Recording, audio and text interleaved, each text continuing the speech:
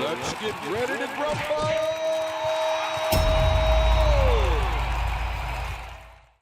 I would like to ask you, what is a good rebuttal when people claim the dollar is losing its spending power and will be devalued as we have to resort to gold and silver? I'm asking because I have someone in my life who has been preaching this garbage for over a decade. And this person still claims he's a truth teller after every prediction he has made doesn't happen. Fancy that. The gold standard people predictions are wrong. Interesting, huh? Anyway, this person still claims he's a truth teller after every prediction he's made doesn't happen. And people we know believe him. I want to talk to you about a couple things. Number one, the premise by which they're talking about the gold standard is an idea that somehow or another pegging the currency to gold means that its value will somehow or another stay up and not be devalued, right? And you don't have to look far to look at crypto to see hard currency with a set price, how easy it is for that to plummet and go to shit. You don't have to do much effort to see that at all, because really when they built these crypto coins, what they tried to do was emulate a gold standard by limiting the amount that was created and creating some fictitious value surrounding it to tie it to. Well, what the gold standard did, and this is going back generations, a lot of folks would travel around the world and they would go to war and they would steal the gold out of the coffers and they would take it back. And that was what their kingdom's wealth was based on. And I know there's a lot of wretched people out there, disgraceful people that would like us to be a warmongering nation. We already are. But they would like it a little bit more so we can be on a gold standard. So we have to go out there digging up wealth, destroying the environment, doing stupid things like that that really have no bearing on anything worthwhile. Totally useless mindset. But there are people out there, probably friends of yours, alt media people you probably listen to when you're not checking out this program, etc., that pump this garbage up. Who does a gold standard typically protect? Is it people who are struggling at the bottom, the poor? Or is it the wealthy who already have amassed massive amounts of wealth, but they want to make sure that at no time will their wealth ever be less than this gold nugget, right? This is about rich people shit, but terrible, disgraceful, evil people try to push for a gold standard. They don't understand, and they're bad people, folks. The people that do know that are pushing this stuff, they're not good people. They're people that are literally selfish as fuck, that are trying to get over on you and ultimately trying to make sure that they stay on top. That's it. Gold standard limits everything. So a country doesn't have the ability to do the things it needs to do. The idea of pegging a currency to gold means that if you say that the currency is worth 1 gram of gold for $1, it's terrible. I'm just using this as a statement. If you do that, that's all you've done is you've set this weird thing. And now the commodity is the thing driving the value of your currency, right? So when they say you're going to devalue or debase the currency, they're saying you're printing more tokens against the gold. Within that space, if you print more currency against your gold pool, you either need to A, go out and get more gold against the gold that you already have, meaning you've got to either go dig it up, you got to go raid another country, steal their gold, you got to do something to get more gold in order to be able to print more money. See what I mean? Like, it's a ridiculous trade-off. There's no value for real in there. There's no real thing. So when they say debasing or devaluing, that's what they're talking about. They're literally talking about printing more money against a fixed commodity. Okay? Well, with what we have today, we don't have that problem. Okay? And again, what does that problem really protect? Who are they trying to protect? It's the wealthy. It's got nothing to do with Jane and Joe Public. It's 100% pointing up to the wealthy. All right. So let's get this out of the way.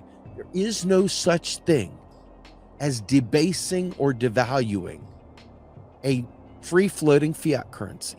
You can't do it. It's got no base. The base of our current situation is that I will take $1 for $1 in tax liability. That's it. That's your new standard, not a gold standard. That's a fiat standard. That is the government takes $1 as a tax credit. That dollar, it's issued as the government's liability, and it's your asset. Okay. When you pay that dollar back, it settles $1 in tax liability. That's it. Okay.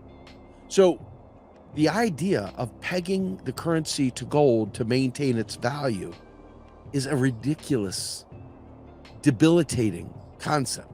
So what's happening now? They've raised interest rates in the current moment so that they can go ahead and transfer more money to the wealthy, because interest payments are new money creation. Okay. They budget that, and that money ends up going out there. And that's why we haven't, quote unquote, been in a technical recession.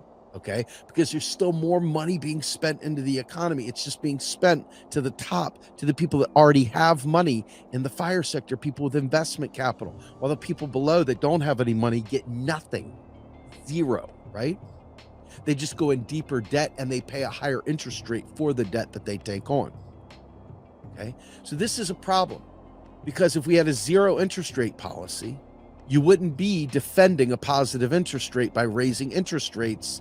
Okay. You wouldn't be doing that. You could eliminate that. Part of this game here is understanding that they're jerking you around. They're jerking us all around. And until you push away from that, until you recognize that a dollar spent is backed by a dollar in tax, it's the full faith and credit of the nation. Now, some of this stuff is hard for me to talk about, I'm not going to lie, because I understand fundamentally that our government is captured. You're not telling me nothing I don't know. I get it. Our government is not serving our needs. So much of what I'm telling you is based on a hope and a desire that one of two things happen. Either A, somehow or another, miraculously, we're able to elect people that do serve our needs. I don't see it happening, but so be it. And the other thing is, when they don't serve our needs, that enough of you haven't ignored it and ran off to listen to trash, that you've stuck around, you've ingested the information, and you realize that we need to organize and radicalize people around the idea of, we have the money, create the money. There's nothing preventing us from doing these things. We all want it, but the government's not doing it. Why not? If you can answer the question, why not, and it doesn't involve something like we need a revolution, then you're not really getting the point. The point is, our government does not serve us. The parties do not serve us. They all serve capital. And even when they accidentally do something that benefits us, okay? Even when they accidentally do something that benefits us, it's never with the intention of benefiting us, unless it's just to quell down an uprising or quell down severe anger and rage. They always do just enough, give you enough hope, and then snatch it away. It's not an accident, folks. It's not an accident, and it happens all the time. So one of the things that comes back to this is, we've talked about it before, but when Milton Friedman came out and told everyone that inflation was always a monetary phenomenon, it was always created by the federal government, quote unquote, printing money, everyone stuck with that for whatever reason. They didn't understand he was full of shit. He admitted he was full of shit in his deathbed. Like, he admitted he was wrong. He admitted he lied. But yet still libertarians hold on to this stuff. This is why when people talk about bringing libertarians into the left, I say you're full of shit. You're sitting there working with right-wing people that are literally doing everything they can to fuck us. They're not helping us. If they're pushing for a gold standard, they're baking in austerity into the very model, the very concept that austerity is murder. They're intentionally trying to limit the amount of money because they try to tell you that by printing more, it debases the currency. A baseless currency, a currency that has no base, cannot be debased. So I want you to be aware that these things have been planted in your brain. They've been planted in the mainstream narrative. And there are certain groups of people, usually of the LOL Bertarian strain, that want these things to be real. And they're willing to make this fairy tale your reality. And they're trying to force you to believe that by quote unquote printing money, which we don't do, by the way. So we don't print money ever, never, except to cover ATM transactions and teller transactions, the desire for cash, okay?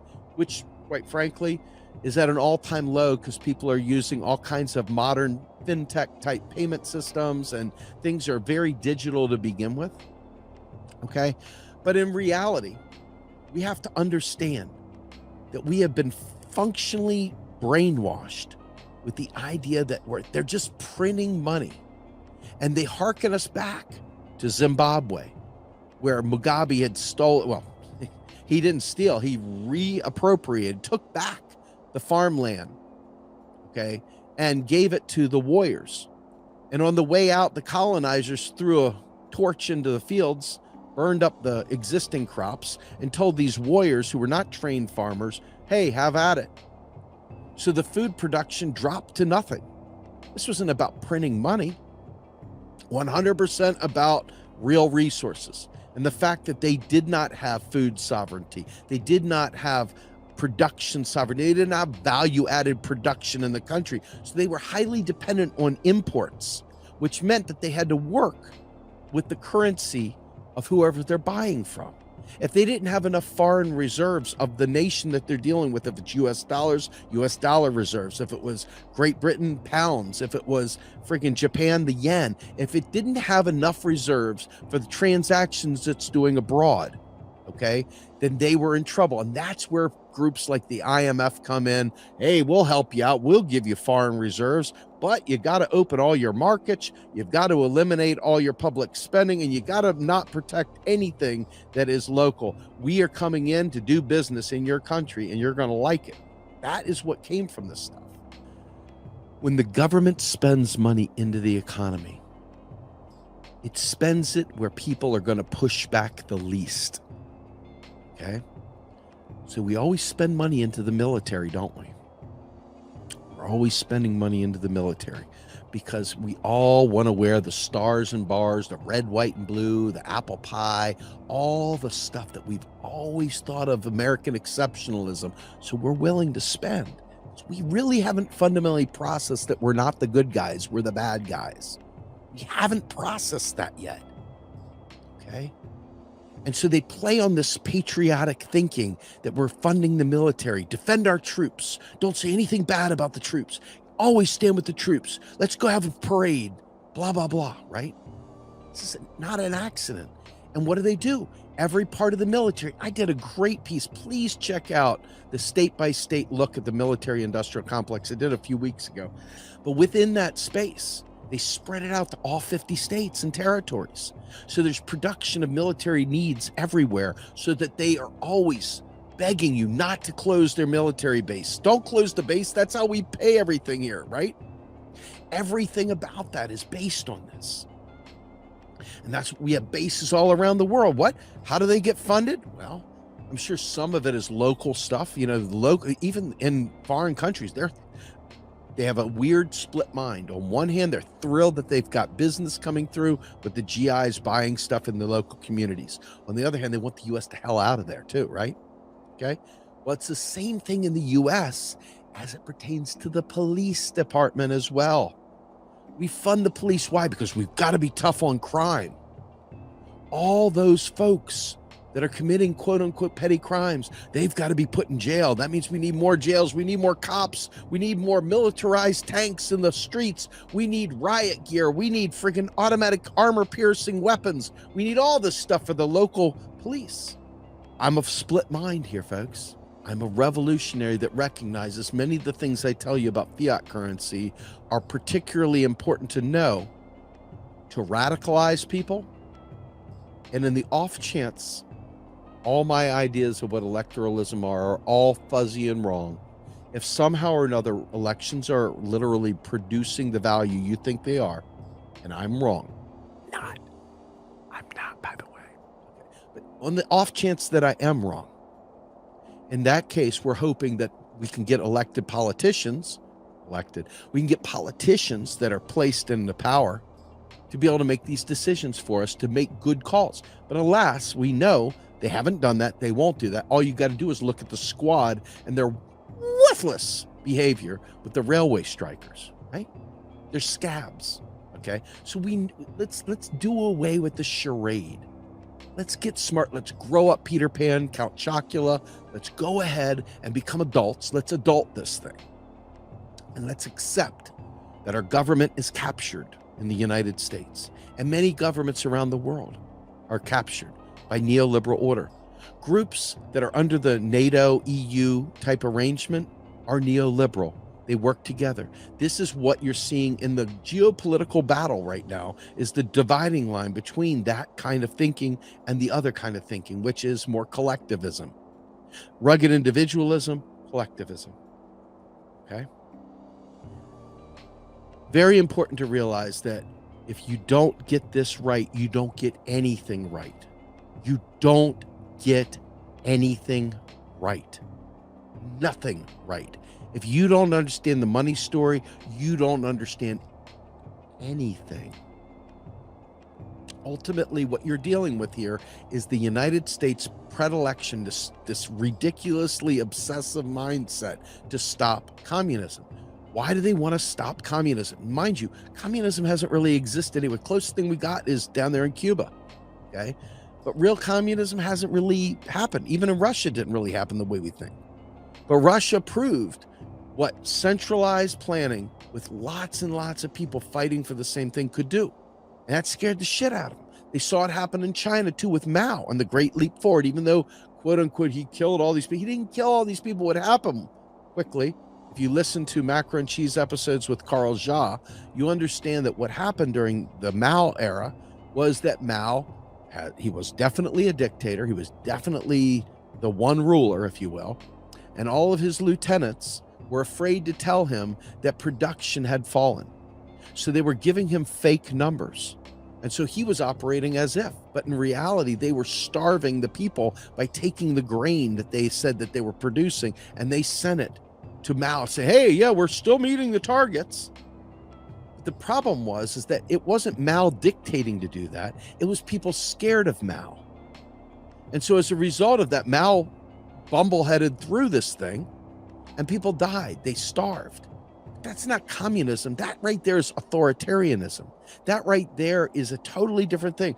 Authoritarianism, dictatorship is not the same thing as communism, not the same thing as socialism. Just not. So conflating the two is ridiculous. We've been fighting this battle against supposed communism for all of our lives. And you need to understand why this matters. Better dead than red was a big thing. Duck and cover was a big thing. All of these comments were a big thing. Okay? A really, really big thing.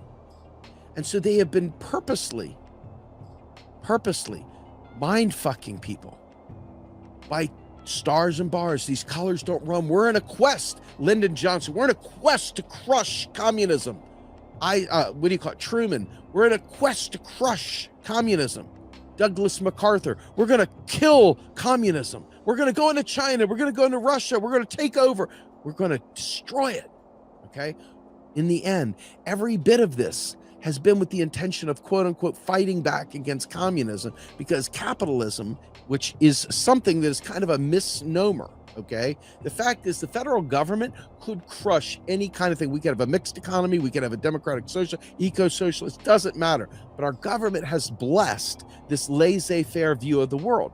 This is why instead of collaring commodities, as my buddy Jonathan Cadman would say, or others, why they don't literally put price controls on, why they allow prices to fluctuate, and they leave you and I to suffer to pay for those things, okay?